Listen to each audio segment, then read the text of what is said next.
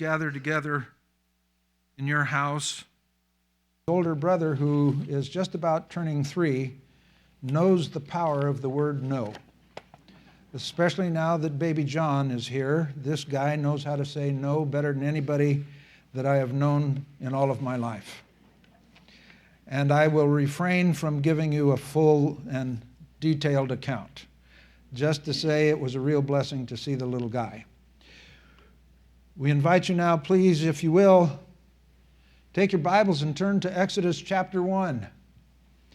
I wasn't really planning on using this, but as I was watching television and the news and some of the things going on, I thought, it's been a couple of 3 years since I've looked at this passage. I'd like to share it with you and perhaps some insights that I didn't share the last time around. Exodus chapter 1, verses, we'll just go through up about the first, I'll read the chapter. But I'll pick it up at the 8th verse. Now a new king arose over Egypt who did not know Joseph. He said to his people, "Behold, the people of the sons of Israel are more and mightier than we. Come, let us deal wisely with them, or else they will multiply, and in the event of war they will also join themselves to those who hate us, and fight against us and depart from the land." So they appointed taskmasters over them to afflict them with hard labor. And they built for Pharaoh storage cities, Pithom and Ramesses. But the more they afflicted them, the more they multiplied, and the more they spread out, so they were in dread of the sons of Israel. The Egyptians compelled the sons of Israel to labor rigorously. And they made their lives bitter with hard labor in mortar and bricks, and did all kinds of labor in the field, all their labors which they rigorously imposed on them. Then the king of Egypt spoke to the Hebrew midwives, one of whom was named Shiphrah, and the other was Puah.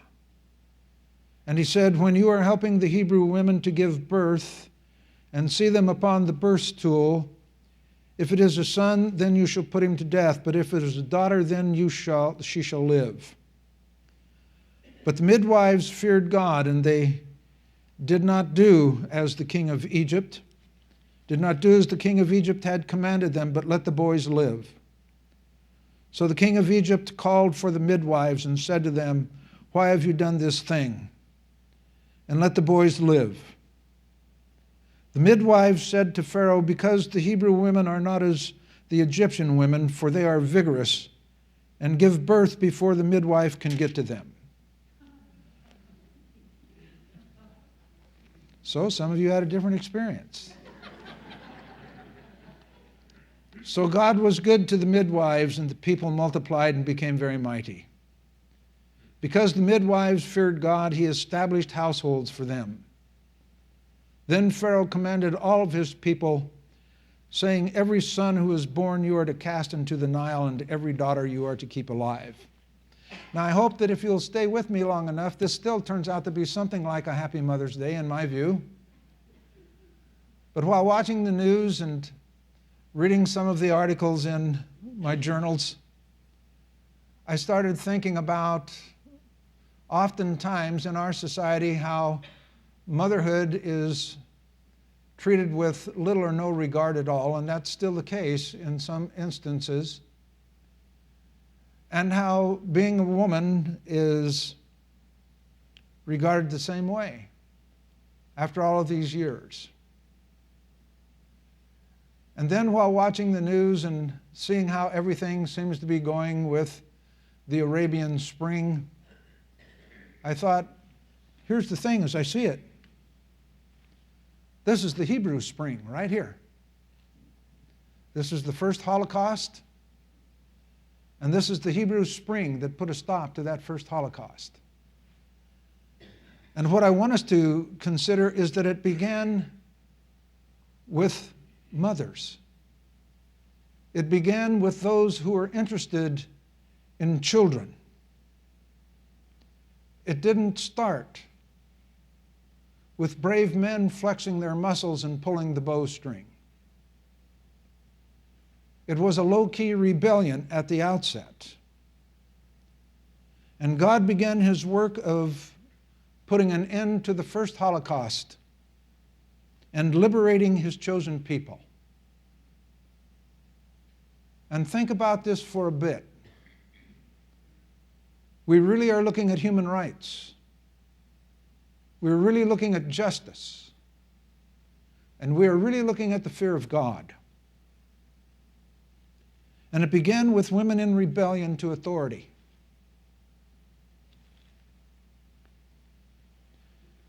We want to look at the background to the rebellion. And we want to look at the women who instigated the rebellion. For they planted the seed of life, they planted the seed of liberty, they planted the seed of hope. Granted, this seed would not come to maturity for 80 years, but it did come to fruition. And we don't want to leave God out of this, because it begins with God's blessing. In the meantime, it results in a human curse. But yet, in the end, after all is said and done, it involves God keeping his promise. But the sons of Israel were fruitful and increased greatly, and multiplied and became exceedingly mighty, so that the land was filled with them. Notice this begins with God's blessing, and it continues that way. Israel's state of blessing at the time, notice that they were increasing, they filled the land, and they were also mighty. And this was consistent. This was consistent with the creation blessing, sometimes referred to as the cultural mandate.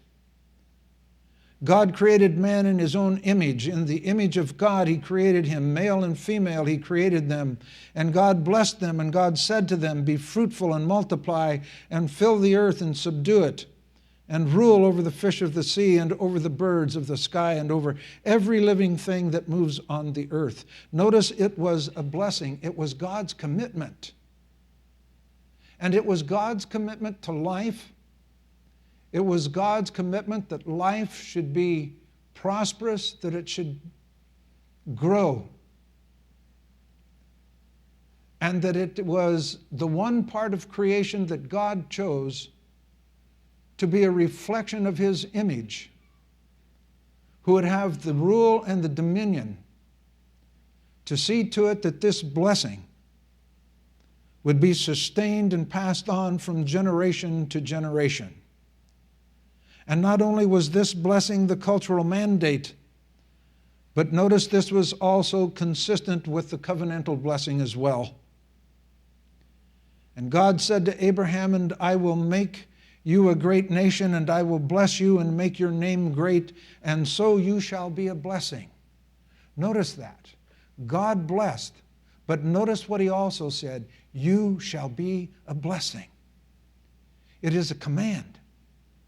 It is a command brought down to his people this day that we are called upon to be a blessing. A blessing in the way we live our lives, a blessing in sharing the gospel, a blessing that the gospel would be embraced and new life would be started.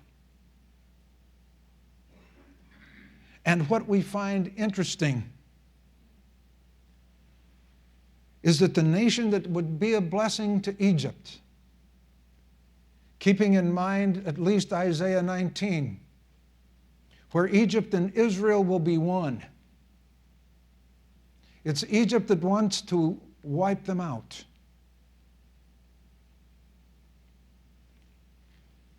And he said to his people, "Behold, the people of the sons of Israel are more and mightier than we. Come, let us deal wisely with them, or else they will multiply, and in the event of war they will also join themselves to those who hate us and fight against us and depart from this land." Talk about fear.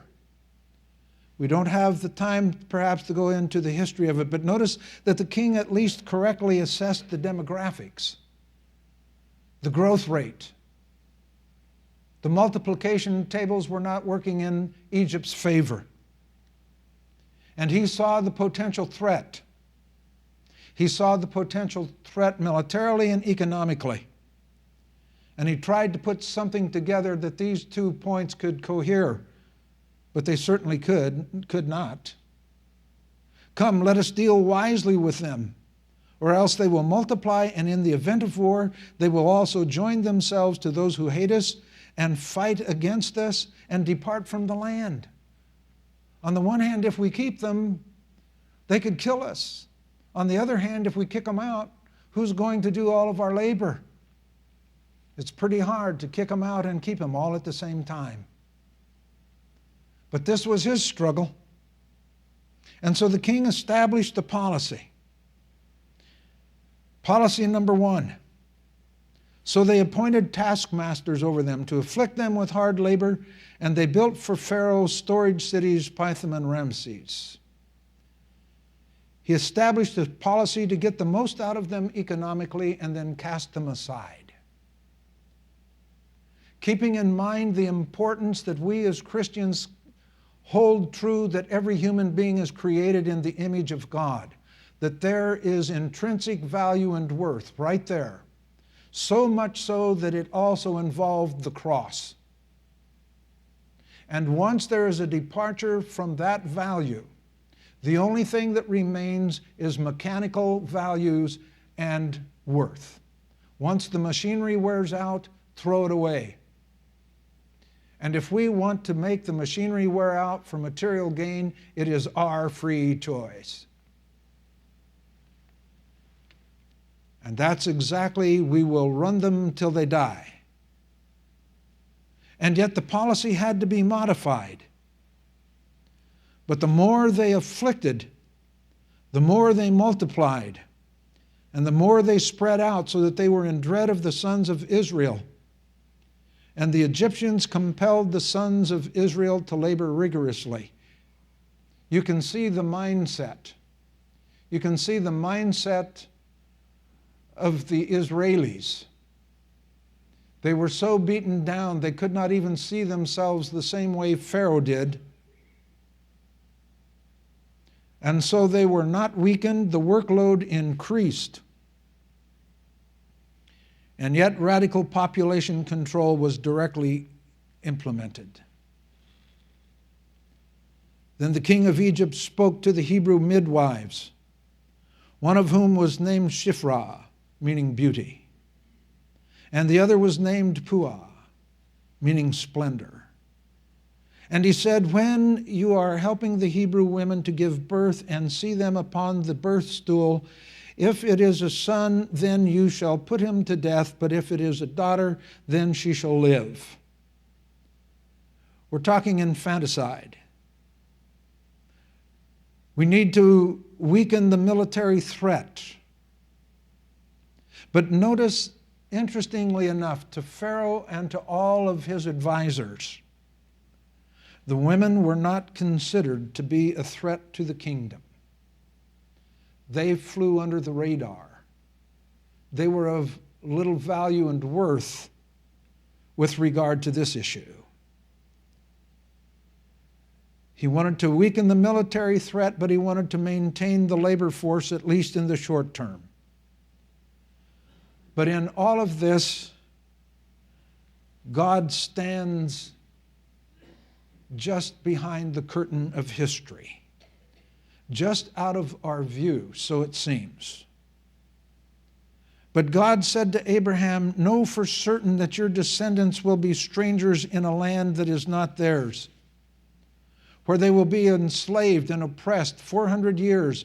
But I will also judge the nation whom they will serve, and afterward they will come out with many possessions, as we watch God keeping his promise, working both graciously and righteously. In all of these hard times, God is there. He is guaranteeing freedom for his people. Freedom from something and freedom to something. Freedom from the slavery of the Egyptians and freedom to live in the land that God had promised to them. And as he guarantees freedom, he also guarantees the preservation of his people. And this is at least a thumbnail sketch of the Hebrew Spring. This is a thumbnail sketch of the first Holocaust, or at least the first attempted. We want to look at the women who began the rebellion. They're the midwives. There weren't just two. Beauty and Splendor seemed to be the supervisors of a large guild of midwives. And they received that direct command from the king, as we've already looked at. And then the king of Egypt spoke to the Hebrew midwives, one of whom name was Shiphrah and the other was named Puah. And he said, when you are helping the Hebrew women to give birth and see them on the birth stool, if it is a son, then you shall put him to death. And if it is a daughter, then she shall live. Keep that in mind as we go on now. For the midwives disobeyed the king. But why? At root, it was a matter of religious and moral conscience.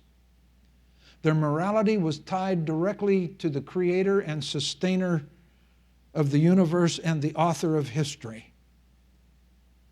But the midwives feared God, and they did not do so as the king of Egypt had commanded them, but let the boys live.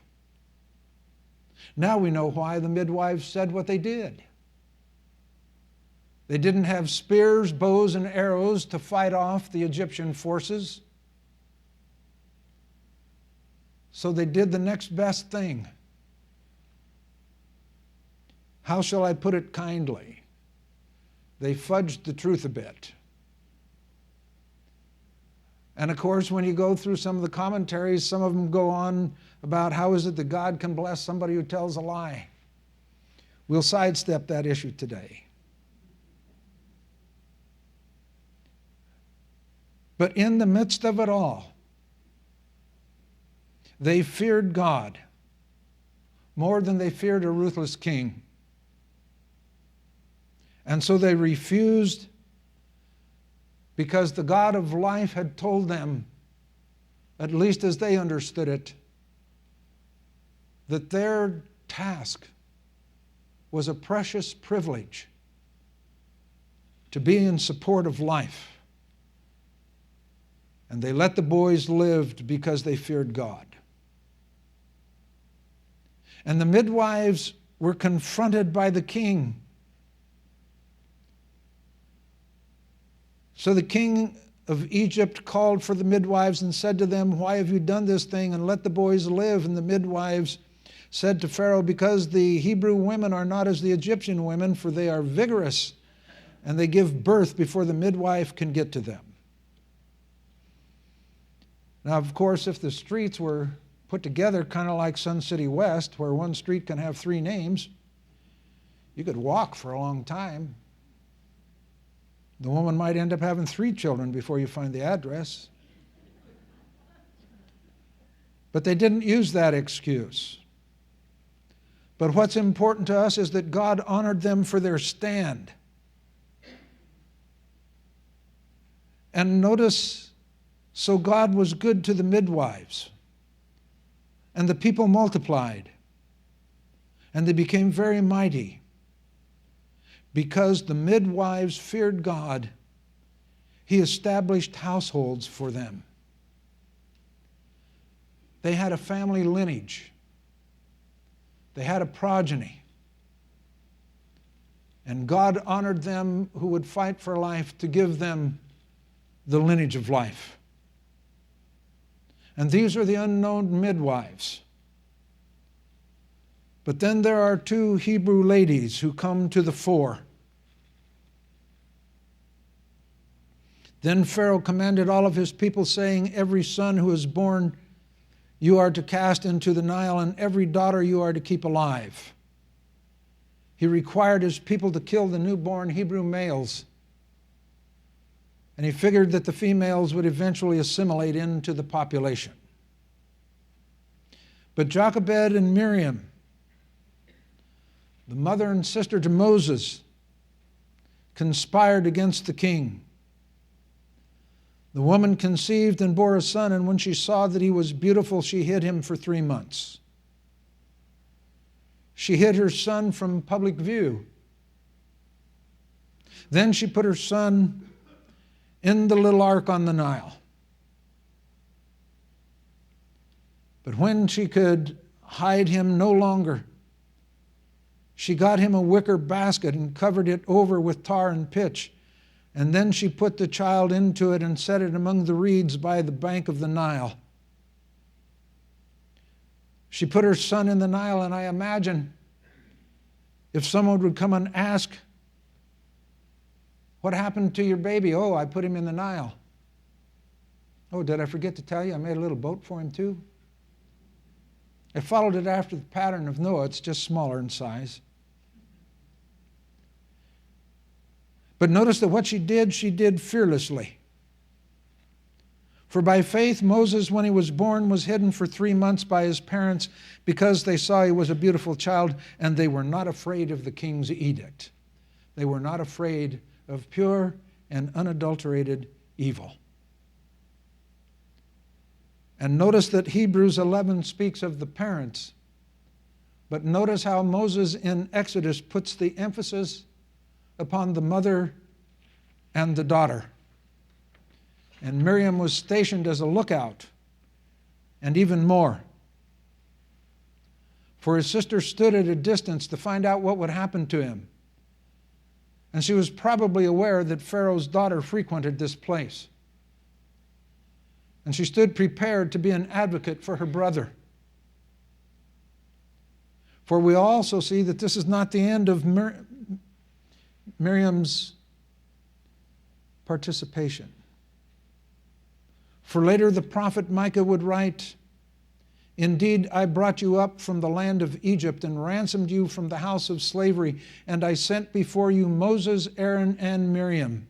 She was a leader in her later life, and she was a prophetess. Miriam the prophetess, Aaron's sister, at the destruction of the Egyptian forces, took the timbrel in her hand, and all the women went out after her with timbrels and with dancing. For their lives were spared once again so many years later. And then there is Pharaoh's daughter. This is intriguing to me. And I'm sorry we have only a thumbnail sketch from the author himself. We've mentioned that Miriam probably knew that this is where the princess would come. This was probably more a religious ritual than it was just a regular bath. And when she opened the little ark, she saw the child. And behold, the boy was crying, and she had pity on him and said, "This is one of the Hebrews' children." Notice, she saw the helpless baby, she had pity on him, and she recognized the baby to be an Egyptian. No, a Hebrew. And she made provision for protecting and sustaining him. Notice what she did. Then Pharaoh's daughter said to her, "Take this child away and nurse him for me, and I will give you your wages." And so the woman took the child and cursed him. And I take it that you know the passage well enough to know that Miriam stood up and said, "Oh, by the way, I know a lady who could probably take care of your baby if you're too busy to do it yourself." Okay, and I'm sure that the princess didn't have a clue that this was a relative. She didn't have a clue that this could be an older sister. No, all those things just flew right by her. Not at all. I think that we are looking at an Egyptian princess who didn't like her father's policy. And she had enough natural compassion to take her stand against Dad. And so she made the provision. Go ahead, take it to anybody you want. By the way, I'll pay your wages. I'll pay you for raising your child. And she took the baby in and she adopted the baby, so that the child grew, and she brought him to Pharaoh's daughter, and he became her son. And she named him Moses and said, because I drew him out of the water. She adopted him and made him the son of the princess of Egypt.